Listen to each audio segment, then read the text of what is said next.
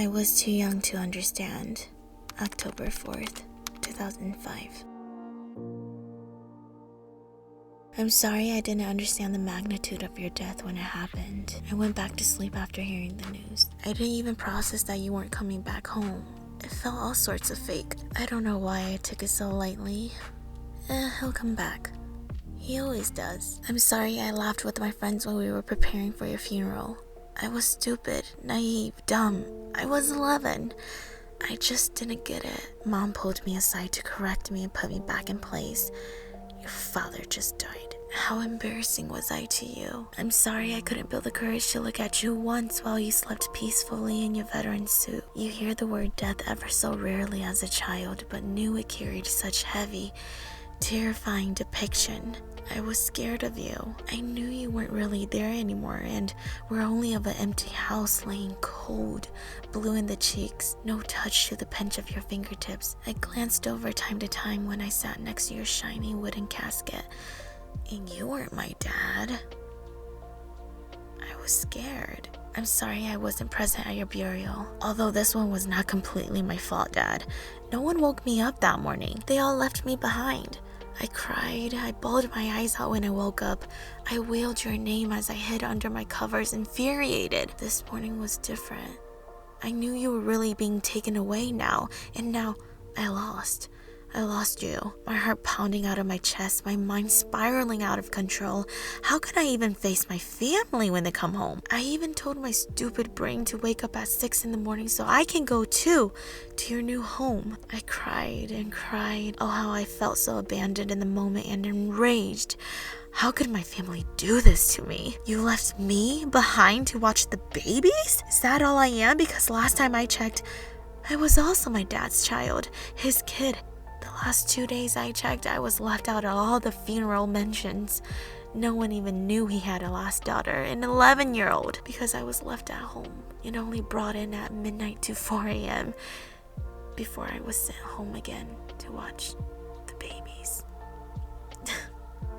But here I am, 16 years later, and I've still not forgiven myself for not being there for you, sending you off. Mom made me feel bad about it. Said I didn't even love you. I still beat myself up every single time, guilty. Like it was my fault. I'm sorry. You were sick. Had I known when I was in 3rd grade that you'd be picking me up from school for only a few more years before you leave. Had I known when I was in 5th grade that you'd make my sister and I a warm plate of food after school every day for only another year. Had I known. My brain is fixated on the last few moments of your life. How I saw your tender smiles through my childhood turn into aching pains, your patience into agony.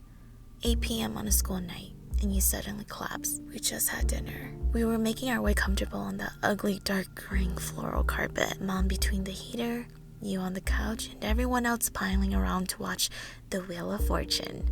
It was routine. Why wasn't it routine?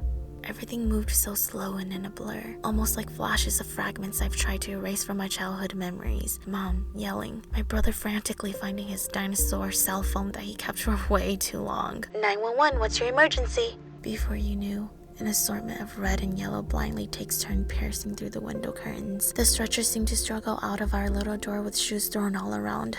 What an Asian household. I don't even remember how you got on it, but they had you. They took you. That was the very first time of the many that I'd see him taken so lifelessly. My poor dad. I'm a coward, and I still blame myself to this day for not knowing what to do when you fell in the bathroom. The quiet knocking on the door for help because you couldn't fine-tune the lock on the knob. I almost ignored the first few knocks because I was so frightened something happened to you. Was I wrong?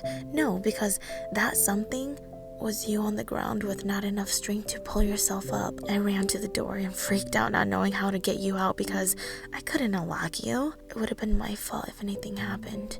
I know that, and I beat myself up every single time I think about it. Or that one time when I stayed home alone with you. Everyone left out of state for vacation. Of course.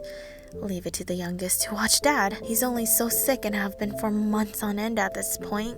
I may have been 9 or 10. It was late and I just sunk into bed. As I was briskly falling asleep, there it goes again, a knock. My eyes drew open and my body jolted in fight or flight mode. It took 1 knock. My room shared a wall with my parents. 3 knocks, 4, now 5. Something's wrong again. I ran out of my room and turned on the lights as soon as I got to his door.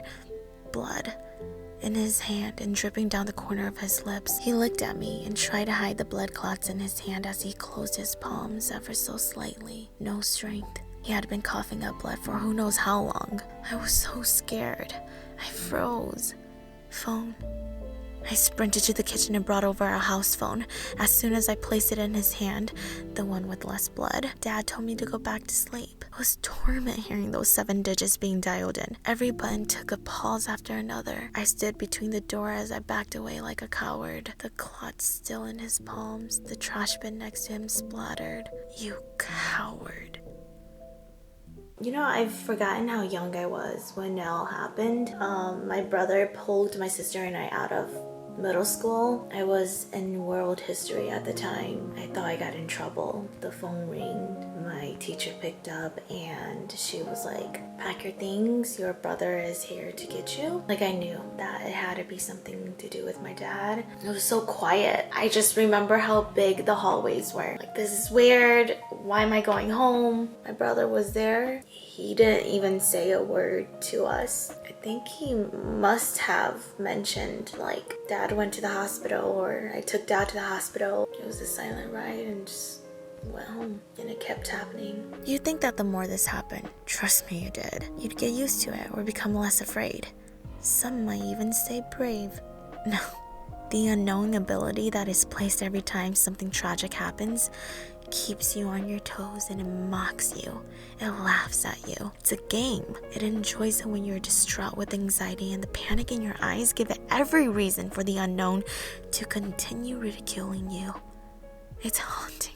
My body smuggled into this horrendous hazmat coverall. Such a small face struggling to breathe through a disposable face mask. It covered my nose so far up that when I blinked, the edge of the mask groped my eyelashes. I was gasping for air as we entered the doors of your recent home in the ICU. The faces that looked down and pitied my sister and I counted maybe more than 5, not including my family. A distance away, my mom's voice trembled. Say goodbye to your dad. This is the last time you're gonna see him. My dad couldn't speak, but his eyes were open, glued to my sister and I. There was a tube down his throat, and you can hear the machines pumping sounds to make up for his voice. My body was in shock and frightened. What's new? I stood next to his hand, side by side my sister, who was probably going through her own disturbance. She was a little older, so she likely understood what was happening more than what I could have wrapped my head around. A tear mercifully fell down his cheek as his glossy eyes glazed right at us. Everyone in the room went silent, and it was in that silence that he spoke to us through his thoughts. It was so loud, you can hear it so clearly. The shake in his throat trying to mumble words as his eyes still punctured through my sister and I, almost as if he wanted to say sorry. That tear trailing more and more. The heartbreak he probably felt knowing he was going to leave us behind. His 2 little girls in these stupid hazmat gowns who were too young to go without their dad. The gasping of air through my face mask got louder and heavier. I felt claustrophobic. I panicked. They led me outside. 3:10 a.m. that night. My sister-in-law came in, shook us, woke us, but I continued to sleep. He left. He's gone. I remember missing school a couple times. Going from elementary school straight to middle school, it's an adjustment. You have to adult, basically, when you're a 6th grader. It was definitely during a time of transition again. I'm realizing now, like, every time there's a transition in my life, something has to happen. Everyone has their own stories that really do make them the way they are today. And you don't think that it'll affect you in your adult life until you actually sit down. Like right now, like all those things are truly the reason why I am the way I am today. And I'm well aware that we all have our own stories. We all have our own tragedies and trauma that we all went through. You look back at the little you and you're just like, wow, you know, you endured a lot during that time and you couldn't even understand or process anything until you're an adult now and you understand why you're so afraid of losing people, or why you love so hard, or maybe why you're so afraid of being abandoned, you know?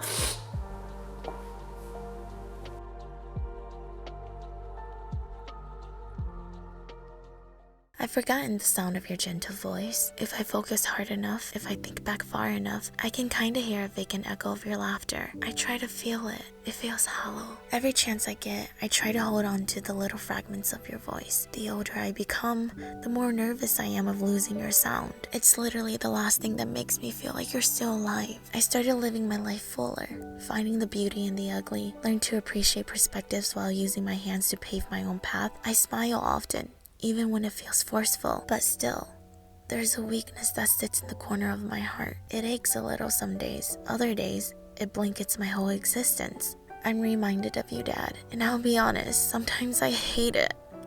Of course I miss you, but the thought of you comes with the reminder of your departure.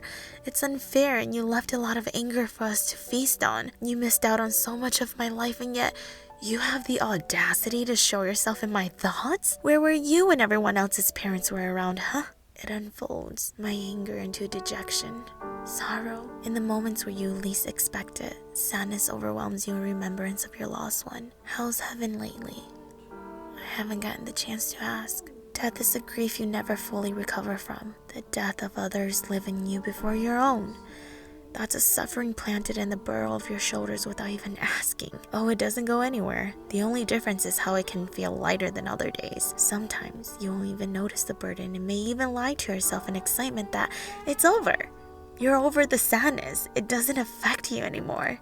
Weeks, months, maybe even years go by, and suddenly, with the rudest awakening, your old pal comes knocking on your shoulders. Hey, it's me. Just here to remind you how shitty it is that you have no dad. Sucks for you for missing out on all the father-daughter experiences. Boo-hoo. Who the hell is walking you down the aisle?